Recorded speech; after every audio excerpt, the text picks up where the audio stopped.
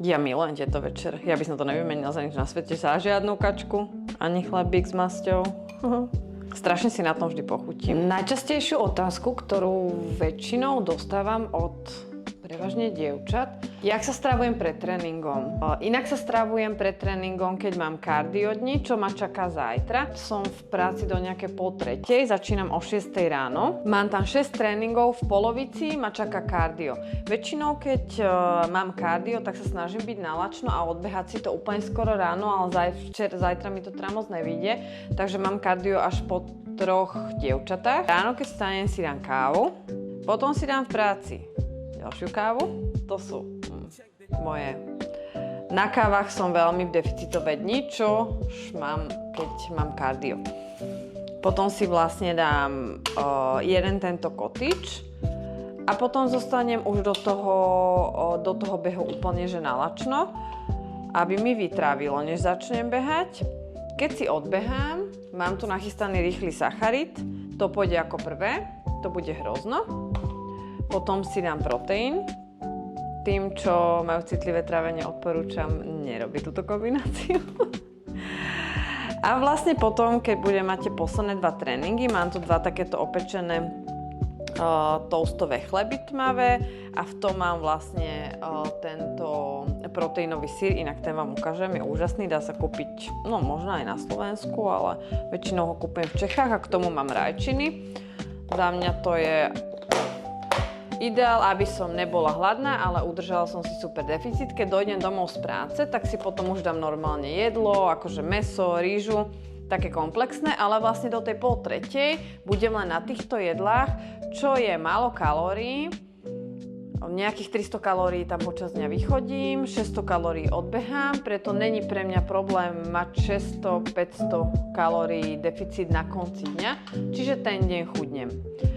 Vždy to tak robím v kardiové dni, ktoré mám 2-krát za týždeň, ale treba povedať aj stranu B, že ja to zrovnám. Ja nikdy na konci týždňa nesom reálne v mínuse, lebo ja si to potom nadiem v tie kardiové dni, silové dni.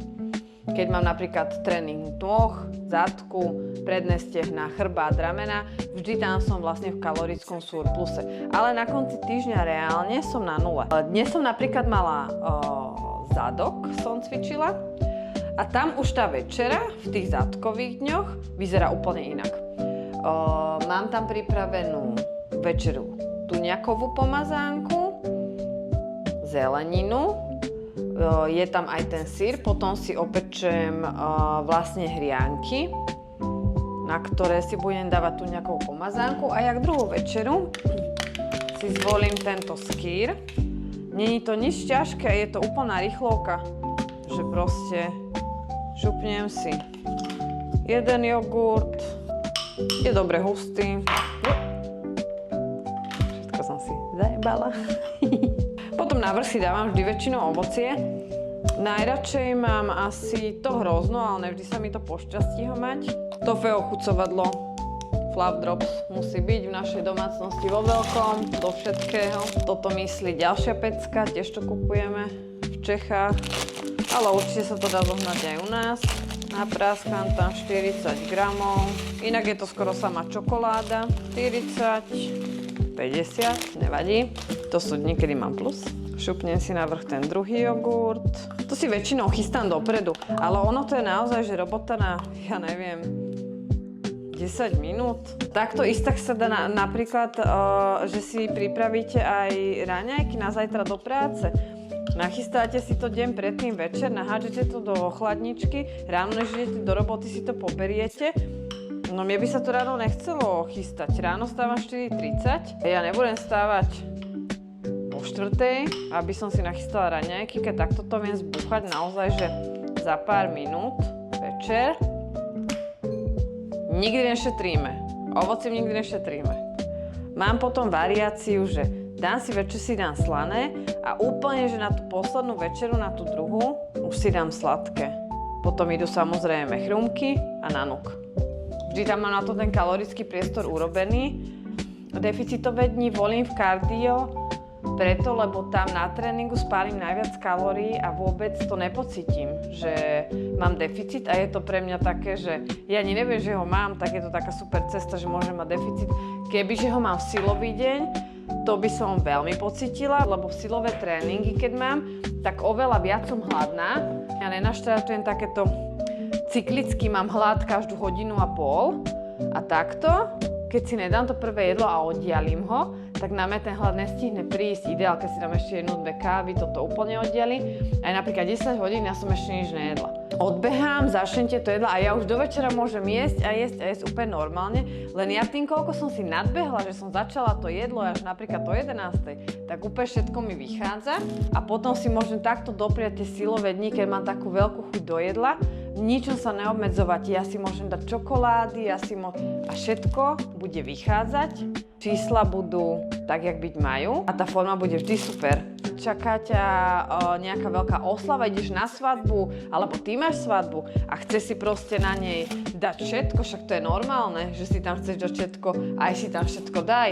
Chceš sa najesť, dobre sa chceš najesť, neobmedzovať, nechceš počítať, tak na to myslí ten týždeň. Každý deň si 150 kalórií na niečom ubereš, tam sa môžeš prejesť, neviem jak, ty si nadbehla v tých deficitoch tak, že si to vôbec nevšimla, že sa diali, lebo tých 150 kalórií je nič, plátok čokolády. To si len odmyslíš každý deň, proste pondelok, útorok, streda, štvrtok, piatok. Máš sobotu už nadbehnuté toľko, že sa môžeš reálne prežrať. Stále bude super, ale nezabúdaj. Treba cvičiť, rozumne papať. Ja mám až tak, že 40% z jedla je bielkovina. Ja idem vysoko bielkovinovo. Tu mám vlastne vlákninu, tuňakovú pomazánku, olivy, to sú tuky, tuňak je bielkovina, trochu masla, to sú tuky. Vláknina ideál, ona nám zaplní to brucho. Takže nebojte sa jedla. Jedlo je naše palivo, všetko je len energia. Vždy, keď máte ten výdaj a na konci týždňa to vyjde, tak vám bude odpustené aj tá torta, aj tá kačka. Len sa starajte o to, aby tá väčšina toho jedálnička mala hlavu aj petu, nejaké prehrešky, alebo dopriate si 80-20 ideál. Kľudne tých 20, ja mám každý večer tie chrumky, ja mám každý večer ten nanuk a forma je super. Není to taká strašná veda, len chce to zvyk.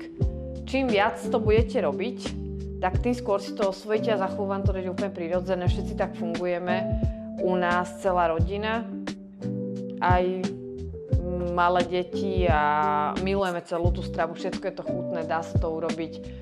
Môžem si tam dať aj maslo, nemusím byť na žiadnej diete, len teda nech na konci dňa je ten plus, ale zase inokedy nech je mínus, alebo keď chcem chudnúť, nech je na konci týždňa proste reálne, že mínus.